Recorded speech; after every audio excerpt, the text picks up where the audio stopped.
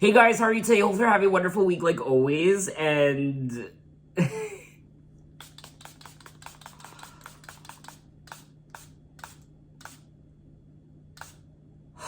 what a way to open a video with Under Pressure by Queen and David Bowie. I don't even want to record anymore. I just want to keep listening to the song. Goodbye, that's it. I really want to go on my Queen discography journey. Yes, it will happen. It will happen. It probably won't happen this year. Next year. Next year for sure. I'm not waiting until 2023. 2022 will be the year of Queen on this channel when it comes to me listening to all their albums for the first time. Well, most of their albums. I have already listened to one of their albums on my channel already, but that was like 3 years ago. Yeah, I'm just so excited right now. And a little bit of a heads up. I don't want to spoil it, but I'm just gonna say it now. Next week, starting next week, guess who I'm starting? Guess who I'm starting on my channel? I'll give you a hint. It's the Beatles. I mean, that's a whole other excitement that I'm preparing myself for. But anyway, today I am continuing with my David Bowie discography journey, and we have made it to his 15th studio album called Let's Dance from 1983. Can you believe it? We have made it this far into my David Bowie discography journey. Wow. I mean, once I do a couple more David Bowie videos, this discography journey will officially be the longest discography journey that I've gone on my channel. After the release of Scary Monsters and Super Creeps from 3 years prior, David began a period of numerous musical collaborations and film appearances. During this time, he also left RCA Records due to dissatisfaction. After signing with EMI America in late 1982, David decided he wanted a fresh start. Now, the album has been described as a post-disco record with elements of dance rock, dance pop, and new wave. Now, this album, Let's Dance, remains David's best-selling album of all time. It's just hard to believe that this far into David's career, 15 albums worth, this is his best-selling album. This far into his career. I mean, how many artists can say their 15th album is their best-selling album of all time? Now that's longevity. However, even though this is David's best-selling album of all time, it was still met with mixed reviews. Now, I am looking at the track list for Let's Dance, and there's 8 tracks. The album is 40 minutes, and the only song I recall hearing is track 3, Let's Dance. But to be honest with you, I don't remember the last time I heard this song. So I forget what it sounds like. I just remember hearing a David Bowie song called Let's Dance, and the chorus kind of rings a bell. I can kind of hear it in my head, but overall, I don't really remember what this song sounds like. And of course, we did kick off this video with Under Pressure, Queen's collaboration with David Bowie in 1981. I mean, what is there to say about Under Pressure? It is one of Queen's most popular songs ever. It's also one of David Bowie's most popular songs. The song has been described as a monster rock track that stood out. The song was critically acclaimed as one of both Queen and Bowie's best songs, so not only is it one of their most popular songs, but it's also apparently one of their best songs of all time, with even some considering this song to be one of the greatest songs of all time, which means this must be one of the best collaborations of all time in music. I mean, Queen and David Bowie, you can't get better, you can't get hotter than that. This is one of those classic songs that just never gets old, and it will stand the test of time. People will continue to not only listen to Queen and David Bowie for centuries to come, but this song also. I mean, whenever it comes on, wherever you are, you could be in a store, you could be at the bar, you could be at a social, some sort of family event, a party, wherever, on your own, listening to the radio, the moment this song comes on, everyone just loses their shit. Pressure pushing down on me, pressing down on you. Under pressure that burns a building down, splits a family in two, puts people on streets. I've actually never read the lyrics to this song before. Pray tomorrow gets me higher, pressure on people, people on the streets. This definitely has a different meaning than I initially thought it did. Why can't we give love, give love, give love? Because love's such an old-fashioned word, and love dares you to care for the people on the edge of the night. This is our last dance. This is ourselves under pressure. Most commonly, the song is said to be speaking about the stresses of life itself. You have to manage your family, put kids through school, take care of your parents, grandparents, socialize, spiritualize, and self-actualize your own personal needs. This can be a lot of pressure on any person. Another interpretation of the song is that Queen and David Bowie are writing about the pressures of love. And some people have also pointed out that the song could also be talking about Freddie Mercury's sexuality, which was a massive topic back in the day. The artist could be talking about how a member of the LGBT community would feel pressure in revealing his or her true sexual orientation. So it looks like there are multiple interpretations of this song, of course, because David Bowie did co-write it alongside Freddie Mercury and Roger Taylor and John Deacon and Brian May. But anyway, let's officially get into Let's Dance from David Bowie with track 1, Modern Love.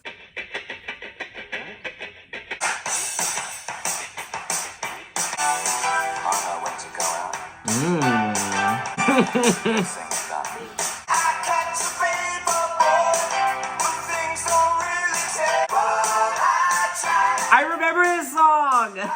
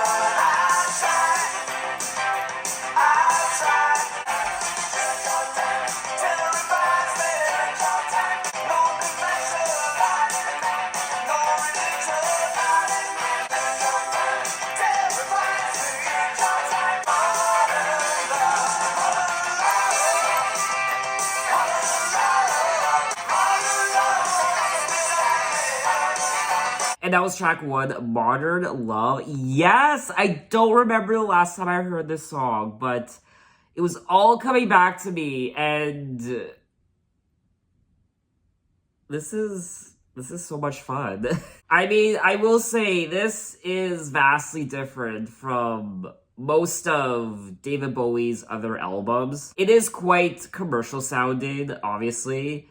It's very trendy, and it's very hip and fun. It moves your body, and it's just a fun track to listen to. I'm very curious to know what longtime David Bowie fans thought of this album and this song back in 1983. I imagine a lot of them must have hated it. The album did receive mixed reviews, like I said at the beginning of the video. Some people have called the album unabashedly commercial. I know when to go out and when to stay in, get things done, I catch a paperboy, but things don't really change. I'm standing in the wind, but I never wave bye-bye. But I try.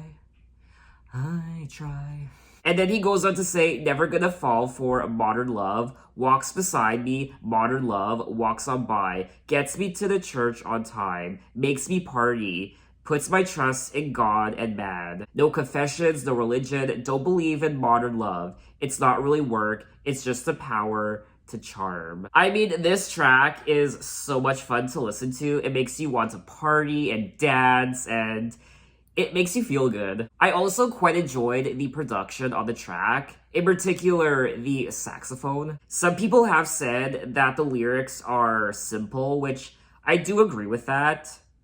Compared to a lot of his other songs from his prior albums, these lyrics are nothing to really write home about, in my opinion. But regardless, it's still a great song to sing along to. I do find this part of the song to be particularly interesting, where he says, gets me to church on time, terrifies me, makes me party, puts my trust in God and man. No confessions, no religion. So it looks like there's some sort of religious undertone to the song. Now, someone did say that the song is about putting your faith in something and it not working out. His relationships all fail, so he goes to church for guidance. He doesn't find it, so he goes back out and gets his heart broken again. Modern love fails him, God fails him, yet he still succumbs to both, hoping things will change. So let's move on to track 2, China Girl.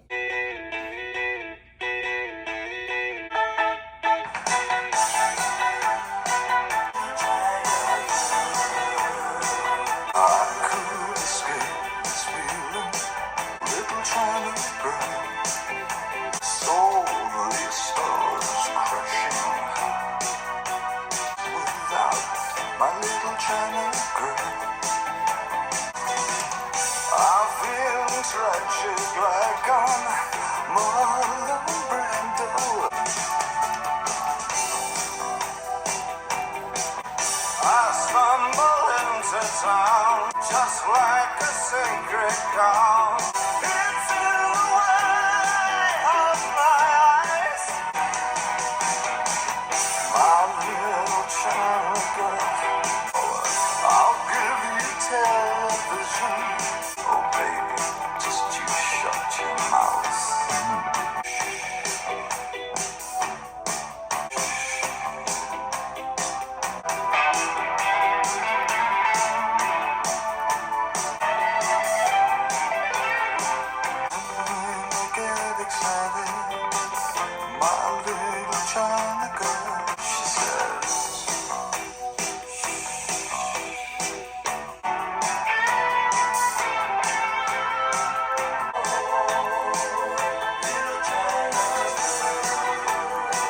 And that was track 2, China Girl. And this is a sexy song. This is a hot song.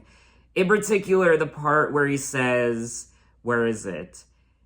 And when I get excited, my little China Girl says, oh baby, just you shut your mouth. She says, shh. She says, shh. And when he whispers it, he does it in such a seductive way. She says, shh. Oh, little China Girl, I could escape this feeling with my China Girl. I feel a wreck without my little China Girl. I hear her heart beating loud as thunder. Saw these stars crashing. I'm a mess without my little China Girl. I also like how he brings up Marlon Brando. I have a new obsession with Marlon Brando. I really do. Marlon Brando and James Dean. I mean, if you follow me on Instagram, you will know that whole story. I'm feeling tragic like I'm Marlon Brando when I look at my China Girl. It does say here that the song was inspired by Iggy Pop's infatuation with Keelan Gwen, and I tried looking up how to pronounce her name, and that's the best I could do. A Vietnamese woman. Some people have also interpreted the song as about someone who is doing drugs, because China is China White, which is heroin, girl is cocaine. Which, I mean, that is a very plausible theory, I suppose. The song being about speedballing. I mean, the song was written by both Iggy Pop and David Bowie. It looks like there are 2 versions of the song. David's version and also Iggy Pop's version that appears on his album, The Idiot. I don't really know what the swastikas have to do with the story of the song. Visions of swastikas in my head, plans for everyone. It's in the white of my eyes. But anyway, let's move on to track 3, Let's Dance. Yes!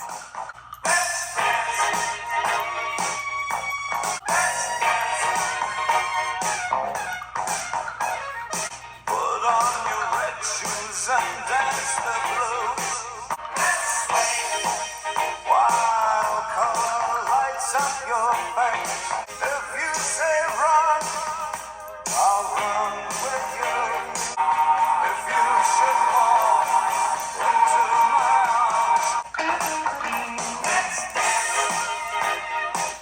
Let's sway under the moonlight, the serious moonlight. And if you say hide, we'll hide.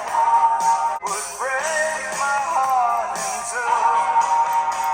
Tremble like a flower. Let's dance, dance, dance, dance,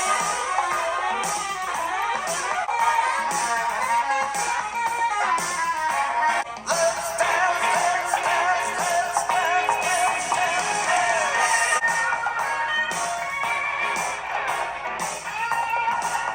And that was track 3, Let's Dance. And this is another song I, of course, remember hearing, but it's been a very long time since the last time I heard this song. I think my favorite part of the entire song was the instruments, the horns. I really liked the saxophone. I love the use of the saxophone on this entire album so far. Let's Dance was released as the lead single from the album and went on to become one of the biggest selling tracks. The end of the song features a guitar solo by then rising blues guitarist Stevie Ray Vaughan. And that was another part of the song I enjoyed, not just the saxophone, but of course the guitar solos as well. The song does feature a distinct funk influence, but it was feared that the disco sucks movement could hamper the song's success. I do remember reading about the disco sucks movement that occurred in the late 70s, I believe 1979-ish. I remember that because when I went on my Grace Jones discography journey, I remember reading up on it. But everything that was once in style does make a comeback. Disco music is making a comeback right now in the 2020s decade. And not just disco, but a lot of music released today is influenced by 80s synth music. Let's dance, put on your red shoes, and dance the blues. Let's dance to the song they're playing on the radio. Sway through the crowd to an empty space. If you say run, I'll run with you. And if you say hide, we'll hide. Because my love for you would break my heart in two. If you should fall into my arms and tremble like a flower, let's dance. Aw, there's something quite romantic about some of these lyrics, not just on this track, but the other tracks as well. The red shoes mentioned in the song have several interpretations, I guess. The couple wanders solemnly through the outback with some other Aboriginal people when the young woman finds a pair of mystical red pumps on a desert mountain and instantly learns to dance. Oh, that story, The Red Shoes from Kate Bush. I remember listening to Kate Bush's The Red Shoes album, and there's this story about these red shoes that when you put them on, you can't stop dancing or whatever. Oh, what is that? I'm sorry, I'm just really excited right now. Yes, so Kate Bush has an album called The Red Shoes. She also has a song called The Red Shoes on the album. And it's about a dancer who tries on a cursed pair of red shoes, which makes her dance until her legs fall off. It was inspired by the Hans Christian Andersen fairy tale. The red shoes are a found symbol. They are the simplicity of the capitalist society and the striving for success. Black music is all about put on your red shoes, said David Bowie. The couple toss away the magic shoes in revulsion, stomping them into dust, and return to the mountains, taking one final look at the city they've left behind. What song did I just listen to again? Let's Dance. Okay, well, I went on a journey there. Well, this song has a brand new meaning now for me. Oh my god, I am just so fascinated. Okay. That was exhausting. So we are gonna move on to track 4, Without You.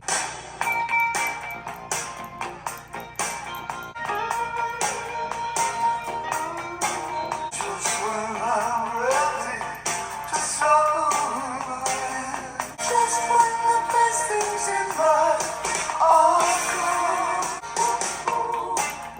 There's no smoke without fire.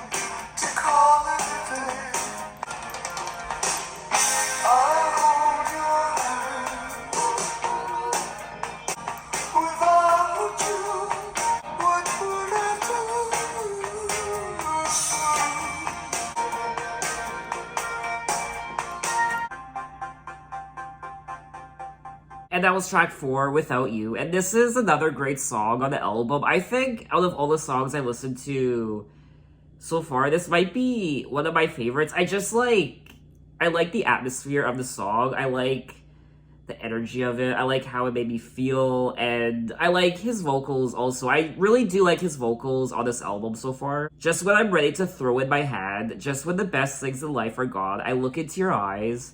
There's no smoke without fire. You're exactly who I want to be with. Without you, what would I do? And when I'm willing to call it a day, just when I won't take another chance, I hold your hand.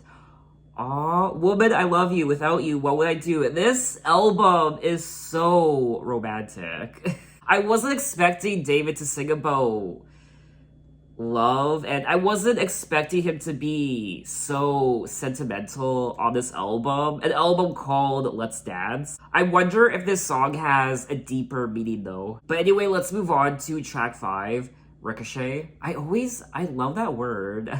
Ricochet. Honestly, it's one of my favorite words of all time. I probably sound really weird right now. I like how it rolls off the tongue. Ricochet. Like leaves on a rock face, ricochet, ricochet, waiting for jobs, ricochet, turn the holy picture, so they face the wall. I'm broken bad to be forgotten. March on lines, these are the prisons, these are the crimes. 12,000 listen to this. March on flowers, march on dimes. These are the prisons, these are the crimes. Ricochet, it's on the end of the world. Sound of the devil, breaking parole. Ricochet, ricochet, ricochet. I'm broken man to be forgotten. They struggle off to the keys. Ricochet is on the end of the world.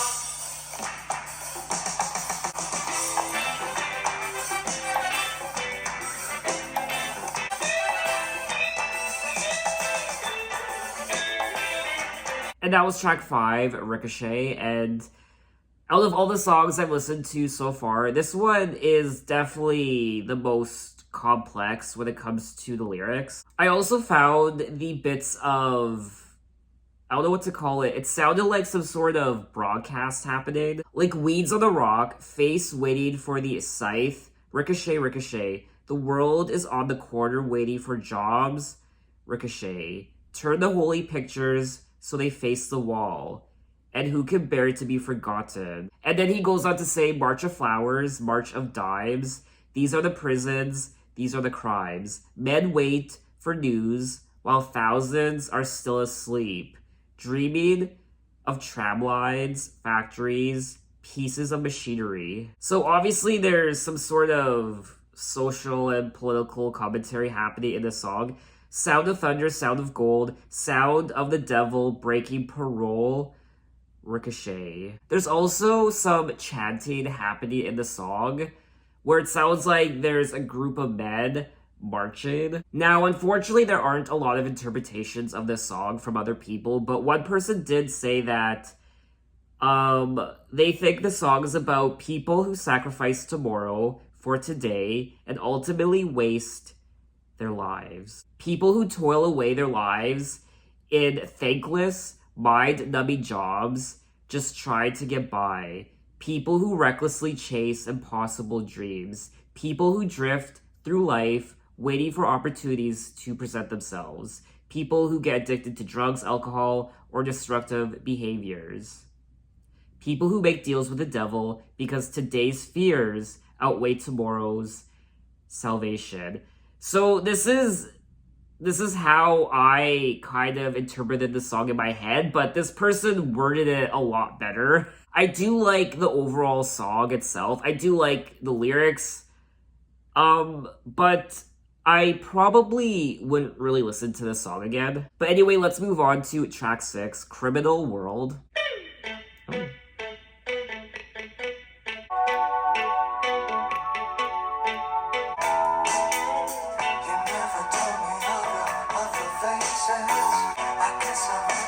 your destination.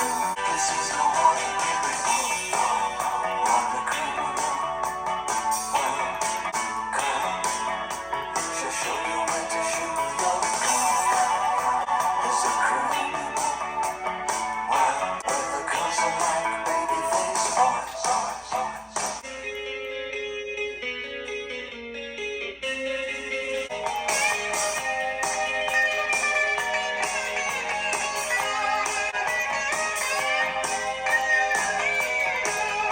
You've got a very heavy reputation, but no one knows about your whole life. I am no ordinary wonder criminal. Well, she'll show you where to shoot your gun. What a typical mother's son is a criminal. Well, the girls are like baby face boys. What a criminal.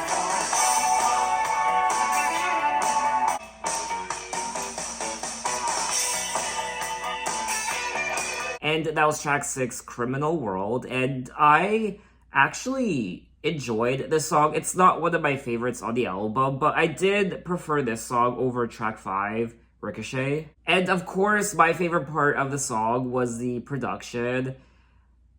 I don't know, I liked closing my eyes at times and just listening to the guitars, and it was very nice to listen to. You never told me of your other faces. You were the widow of a wild cat, and now I know about your special kisses. You caught me kneeling at your sister's door.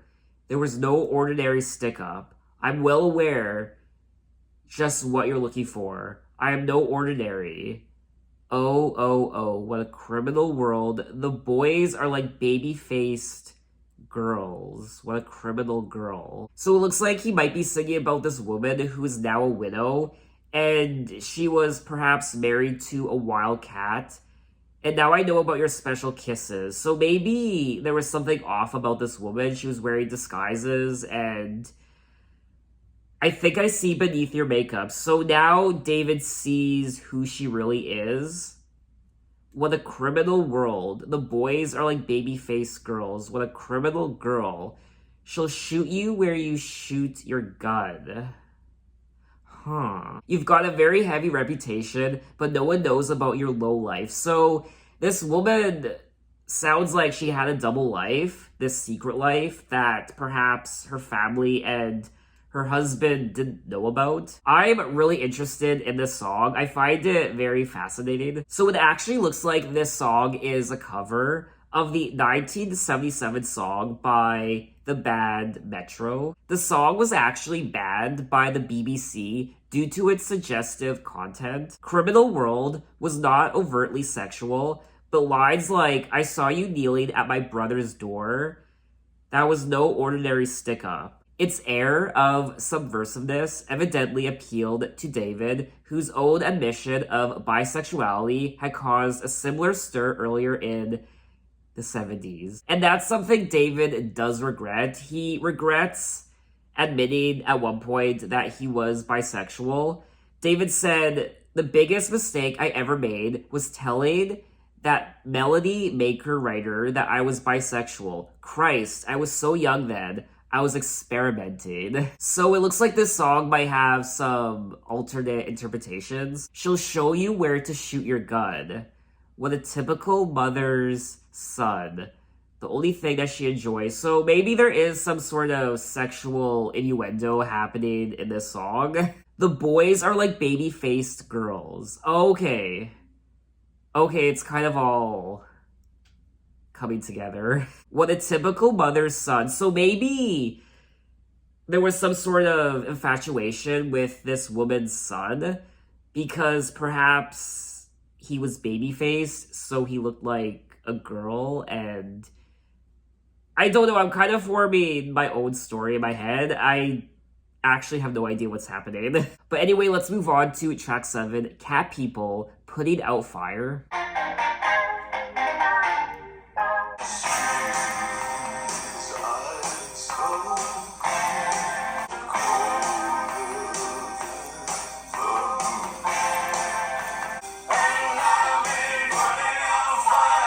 With gasoline.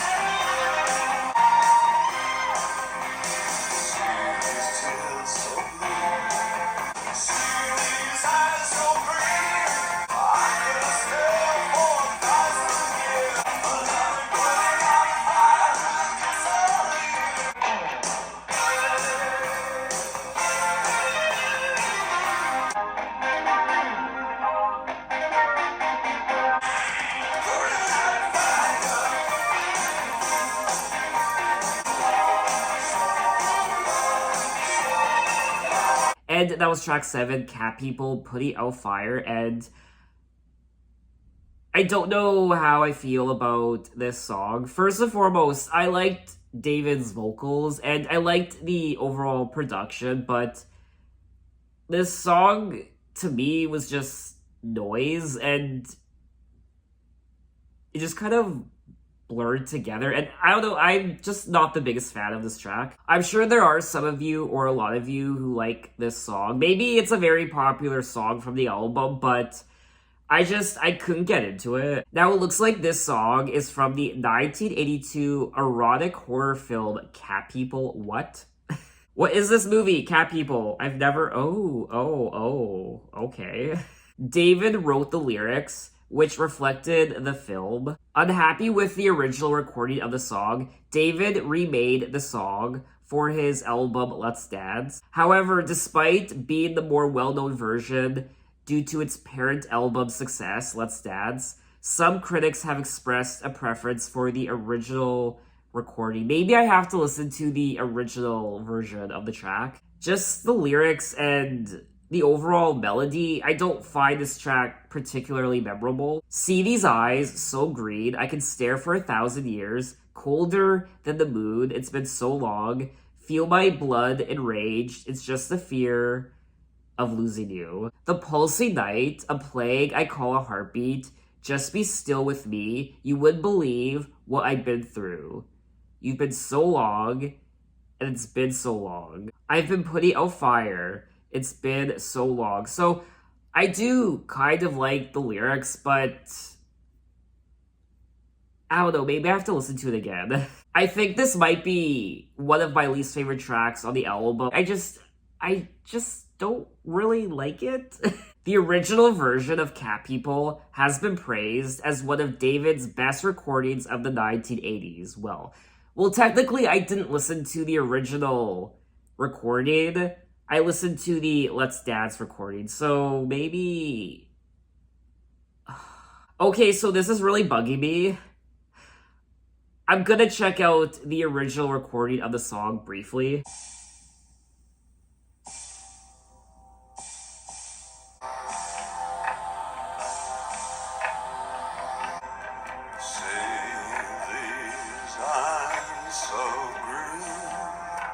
It's just the fear of losing you. You've been so long with gasoline.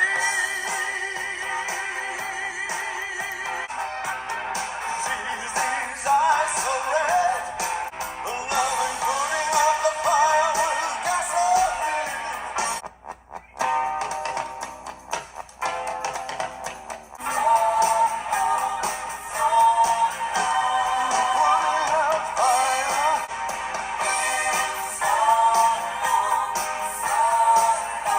Okay, let me listen to the Let's Dance version again, briefly.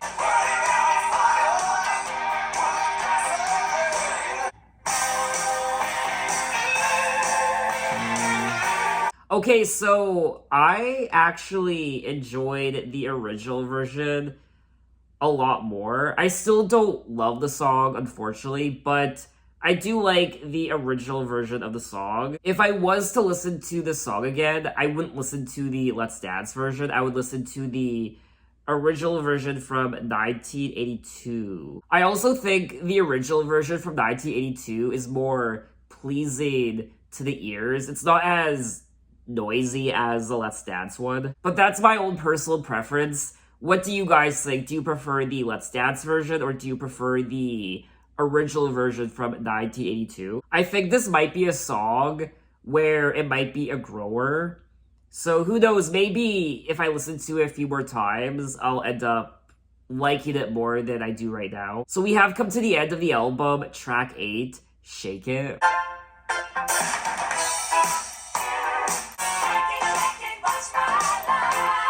Ooh. I feel like a sailboat. It's a brand new day.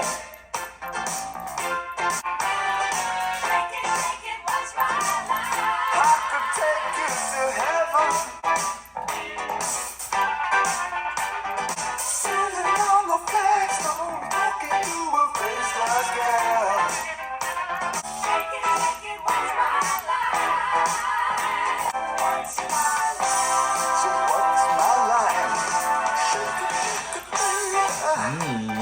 Shake it, baby. Yeah.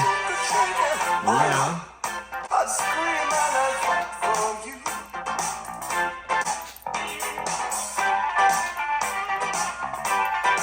We're the kind of people who can shake it if we're feeling blue.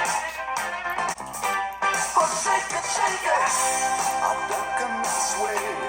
What's my life? What's my life? Shake it, baby. Woo! And that was track 8, Shake It. And this is a fun song. It definitely makes you want to shake it. Shake it, baby. It's, I don't know, it's the Bee Gees meets Michael Jackson Off the Wall, and it was fun. It's not really, I mean, it's not really one of my favorite tracks on the album, but if this song was to come on, you better believe I will shake my ass. I'll shake my booty. We're the kind of people who can shake it if we're feeling blue. Shake it, what's my line? When I'm feeling disconnected, well, I sure know what to do.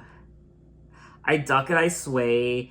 I shoot at a full moon. So what's my line? Shake it, baby. And other than that, I really have nothing else to say about the track other than it is a fun time. So that was all 8 tracks of Let's Dance by David Bowie, and I quite enjoy myself. I definitely don't think this is one of his best albums. I think it's in the middle of the pack when it comes to his entire music up until now. If I was to rank his discography right now, 15 albums in, I would probably rank this towards maybe the middle. I really did like his vocals on all these songs. I like it when he goes deep with his voice.